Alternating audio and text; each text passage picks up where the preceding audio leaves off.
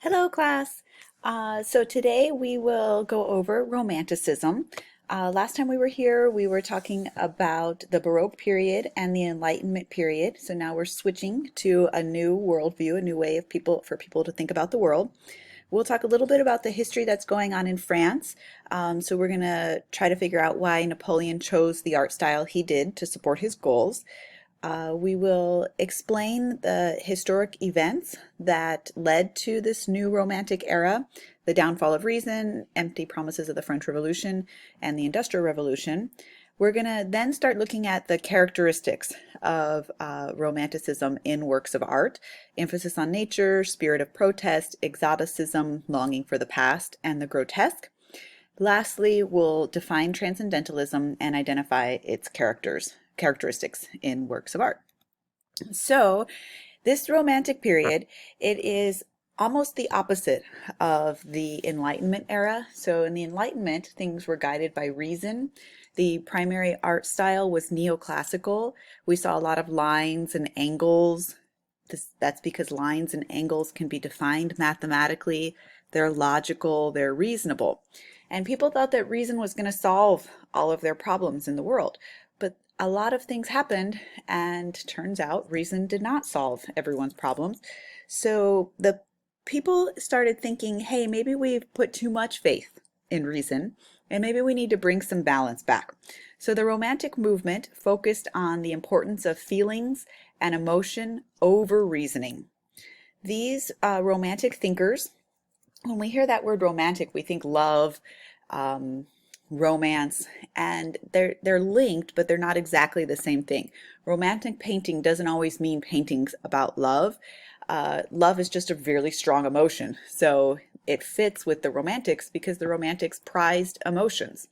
They felt that the real truth could be found through imagination and intuition, not through reasoning. So in the Enlightenment, we had scientific thinkers like Newton, and they were using logic and math to figure out the world's problems.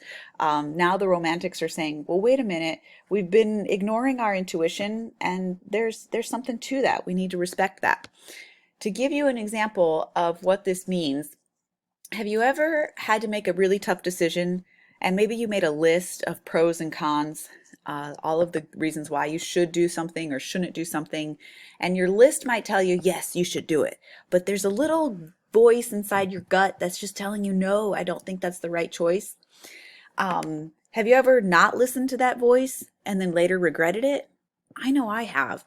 And so this is what the Romantics are talking about. They're saying intuition, that inner voice, our gut instinct, it has value, it has importance. We need to listen to it and value it. The three main situations that I want you to know that triggered the rise of Romanticism are the downfall of reasoning, the empty promises of the French Revolution, and the Industrial Revolution. So I'm going to talk more about each one of those in the following slides, so you'll understand what they mean. Romantic works of art are known for their drama, their visual complexity, but most of all for their emotional force. So when I talk about this downfall of reason, what I mean is that people had put so much faith in science, in this idea of the development of human rights. Remember, we talked a little bit about Voltaire in our class last time, and he was saying the old regime needs to be done away with. People should be treated equally. Aristocrats aren't better than serfs.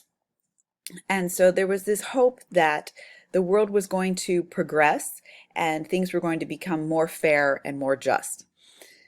Unfortunately, when people in the 18th century started to look around, they realized, you know what, life hasn't really gotten better for people. We have not had this improvement that we were hoping that this age of reason would bring about. So for that reason, people felt that reason had let them down. Rationality, logic had let them down, and they had to look somewhere else for answers. Where they chose to look was to their feelings and their intuition. The next thing that happened is the Industrial Revolution. There are different waves of the Industrial Revolution, and you've probably heard about it in some of your other classes, but it starts in England And it is going to spread to France and then to the rest of Europe and then eventually to America as well. And this is the rapid industrialization of the world. We're going to see production increasing in the mining of iron and coal, and it's going to start feeding machines and the locomotives, the trains, which are going to change the way people operate in the world.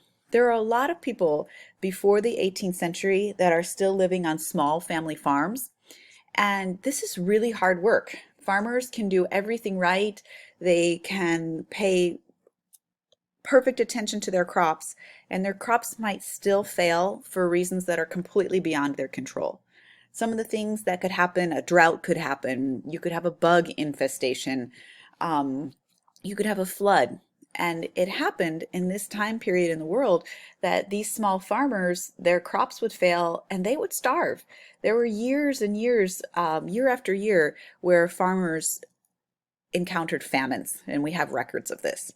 So when the Industrial Revolution hits and we have factories opening up, many of the factories in Britain, for example, were cloth factories. They were bringing in cotton from America and they were spinning it into bolts of fabric. Clothes were still largely made at home at this time.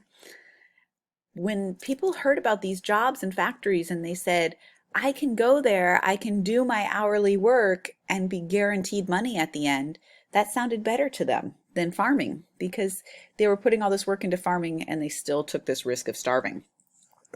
So the Industrial Revolution is just going to continue to get bigger and bigger. And while this, in a lot of ways, was progress, for example, if you could wear cotton clothing instead of wool clothes or some kind of scratchy burlap canvas fabric, of course you're going to want to. And so this is going to make comfortable, breathable, washable clothes much more widely available to people.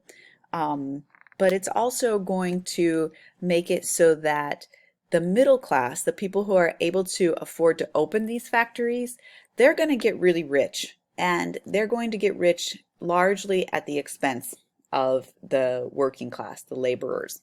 Because so many people were flooding into the cities to take these jobs in factories, they were able to pay workers very little. And other middle class people were landowners, and they were able to rent to these workers at very high costs. So the workers were working long hours, 12, 16 hours a day, no breaks. Every member of the family, even children, would have to work to be able to afford these exorbitant amounts in rent that were due. All of these reasons started making romantic thinkers look around and say, hey, wait a minute, this isn't progress. Life isn't getting better. These people are living in horrible conditions and they're really suffering in these factories. So we have this downfall of reason. People now are starting to feel kind of cheated by reason and logic. Hey, it didn't solve all of our problems. We have the Industrial Revolution, which, although it brought a lot of great things, it also brought a lot of suffering. And then, so here are some pictures that you can see, primarily of children working. You'll notice that a lot of these children don't even have shoes because shoes are very expensive. These are all cloth, except for the one with the little girl up here. These are all cloth factories, so you can see the thread getting wound on these spools. And children were especially handy in these cloth factories because their little tiny fingers could reach in and untangle the thread if it got tangled up. So you can see this little guy over here. He's standing. This looks very dangerous. He's standing on this huge piece of equipment and working. It was common at the time that you might get injured at work. You might lose a hand. You might lose a leg. There were no protections for workers back then. So all workers, children included, if you lost your hand on the job, you wouldn't get payment from your company. You wouldn't get anything. In fact, you would probably lose your job because you couldn't do your work anymore. So now you're injured and you have no other options of how to get work. These are some examples of the areas that people lived in. You could see how crowded they are. dirty, dark, lots and lots of people all living together. There are reports that in some of these tiny rooms, there could be up to 23 people living, adults, children combined. And sometimes people would sleep in shifts. So 3 or 4 people would sleep in a bed at a time, and then they'd get up, and then the other people that lived there would take their turn and sleep in the same bed. So depending on when you worked, whether you worked in the morning or whether you worked at nights, you could sleep in shifts like that. You could imagine in these crowded situations the amount of disease that was present and how quickly it would spread through the communities. So these people were really living in terrible conditions. The other thing about the Industrial Revolution is that these machines were largely powered by coal. So where you once had beautiful countryside, especially in England, now you're going to look out and see these huge factories just billowing out all of this smoke and ash. So the third trigger of the Romantic era is the empty promises of the French Revolution. Last time in class, we talked a little bit about the French Revolution. We talked about Jacques-Louis David and his painting The Oath of the Horatii, where the brothers were swearing that they would fight to their death for the good of Rome. And we talked about how that painting was an example for the middle class who wanted to become a republic during the French Revolution. This is a famous image of the storming of the Bastille. We talked about that, where the political prisoners were broken out by the middle class. The French Revolution has two phases. In the beginning, it begins with this storming of the Bastille, July 14th, 1789, and this was a moment that really shocked the king. He said, wow, these people are willing to break into this government-owned prison in order to free their fellow middle class that wanted this republic, their fellow rebels, as it were. And so the king gets kind of scared, and he says, okay, I'm going to give them what they want. In 1792, so this is 3 years after the storming of the Bastille, the king agrees to give them a constitutional monarchy. He's going to stay king, but he is going to give up some of his power. He is going to allow representatives in to advise him.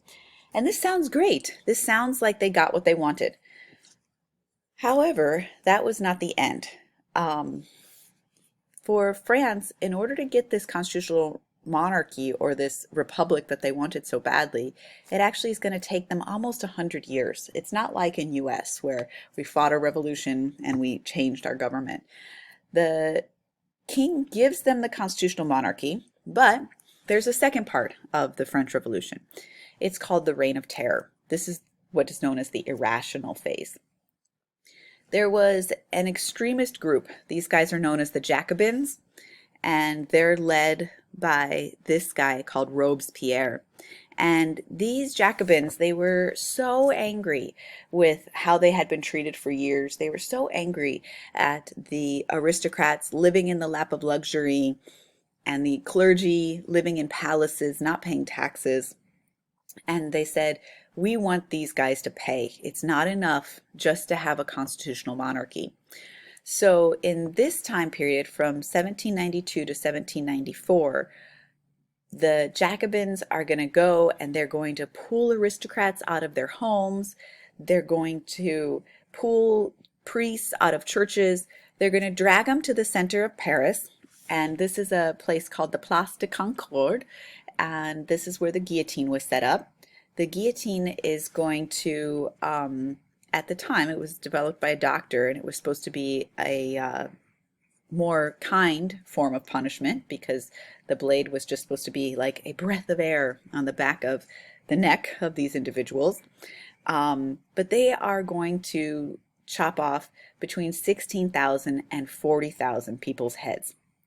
This is unimaginable, this amount of death.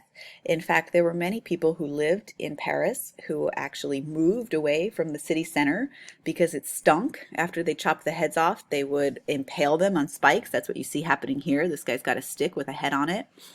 And they would post these heads all around the town as a symbol of their taking over.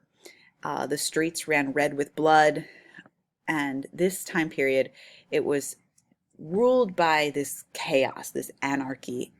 All of these people were at risk. Even Robespierre himself, he tried to get the Jacobins to calm down, and he was guillotined as well. In this period of terror, of irrationality, the King Louis XVI, was captured at Versailles. He was led to the guillotine. They chopped off his head. His wife, Marie Antoinette, remember we looked at her picture painted by Vigée Lebrun. She also was captured. She was imprisoned for a long time, and she was eventually guillotined as well. After this kind of shocked the world. They chopped the head off their king. This doesn't happen every day. This was an extreme act of rebellion and anarchy. So after this period kind of calms down in 1795, a directory board takes over, and they're going to try to control the city. This is going to be really difficult, and they actually try several different forms of government during this period because nobody can agree on what they want and how to proceed.